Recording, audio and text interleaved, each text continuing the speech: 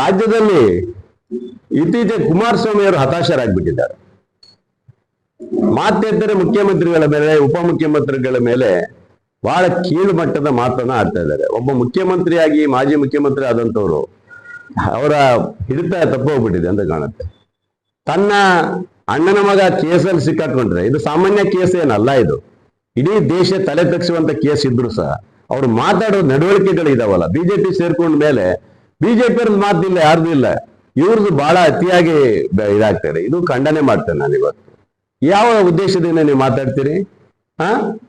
ಪ್ರಜ್ವಲ್ ರೇವಣ್ಣ ಹೋಗ್ಬೇಕಾದ್ರೆ ಅವತ್ತೇನು case ಆಗಿರ್ಲಿಲ್ಲ, case ಅದಾಗರೊಳಗೆ ಅವನು ಓಡೋಗಿದ್ದಾನೆ ಅಲ್ಲಿಗೆ ಅಲ್ವಾ.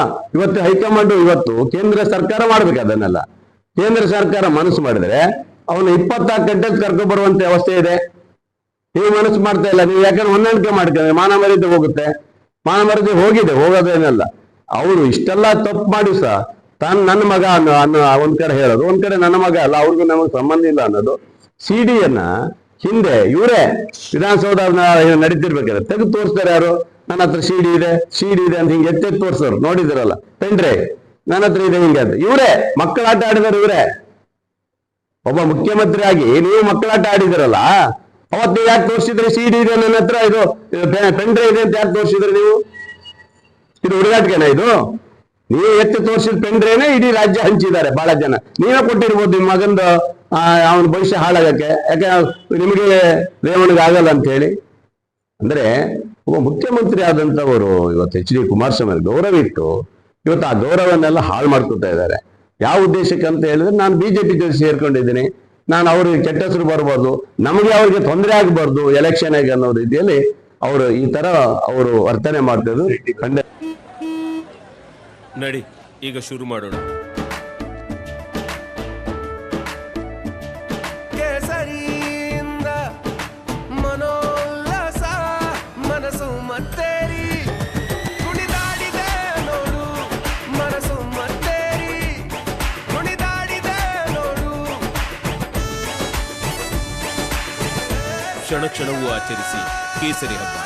ವಿಮಲ್ ಬಾಯಲ್ಲಿ ಹೇಳಿ ಕೇಸರಿ ಮಾಡ್ತಾರೆ. SIT ಮೇಲೆ ಒತ್ತಡ ಹಾಕ್ತಾರೆ. ಏನ್ SIT ಮೇಲೆ ಒತ್ತಡ ಹಾಕ್ತಾರೆ? ಈ CBI ಕೊಟ್ಬಿಟ್ಟಿದ್ರ ನೋಡ, ಹಂಗಾದ್ರೆ ಒಂದು ಕೆಲಸ ಮಾಡಿ, ಹಾಲಪ್ಪನ ಕೇಸ್ ಇದಾಯ್ತಲ್ಲ, ಅವ್ರು CBI ಕೊಟ್ರ, ಬೇರೆಯವ್ರದೆಲ್ಲ ಕೇಸ್ ಆಯ್ತು CBI ಕೊಟ್ರ.